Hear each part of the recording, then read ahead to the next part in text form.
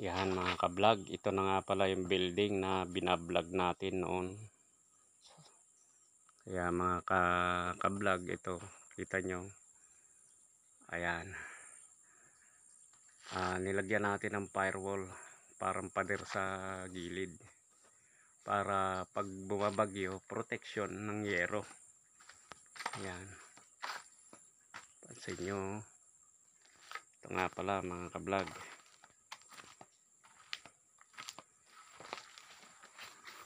Ayan, medyo malawak din to. Buti lang may pagdarausan ng ating fellowship. Pag may mga kaibigan tayo galing sa iba't ibang lugar o saan manggaling, gusto nila mag-fellowship, magdaos ng fellowship dito, ay ayan, pag natapos, ayan, matatapos na yan. At yan nga pala yung second floor nya mga ka-vlog. At tingnan nyo, dito sa baba naman, ito naman ang purpose nito ay ayan, pagtutulugan. Dito pag naayos na natin, may kasalukuyan nating minamasilya mga ka-vlog.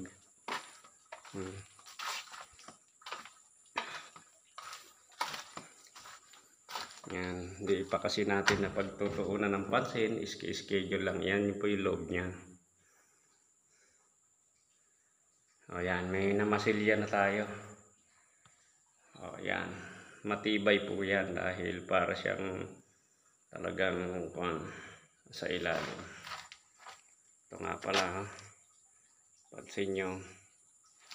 Yan, sa baba niyan, kalsada na yan, papunta sa main gate natin. At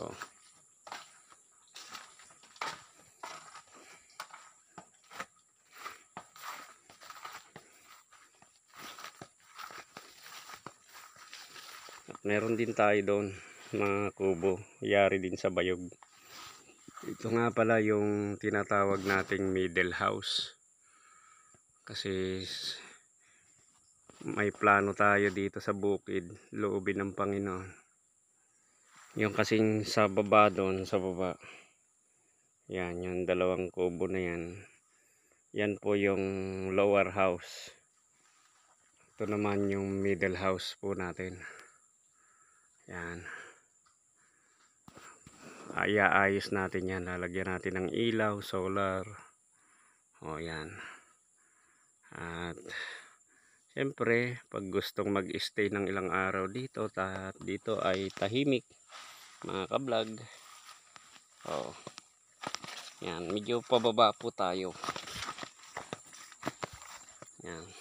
Yan nga pala yung daan pababa. At ito rin yung may kalsada tayo dito. Ayan, may kalsada po tayo dyan. Iyan naman palabas po sa main gate. At patungo dun sa taas yan. Yan. Sa yung kalsada na yan, kakalsadahin po natin punta sa taas. That is the upper house. So, meron naman tayong hagdan papunta ron. Ito naman, papunta ron sa upper house. At ito naman ay pababa, papunta sa lower house. Ayan. Yan nga po pala mga ka-vlog.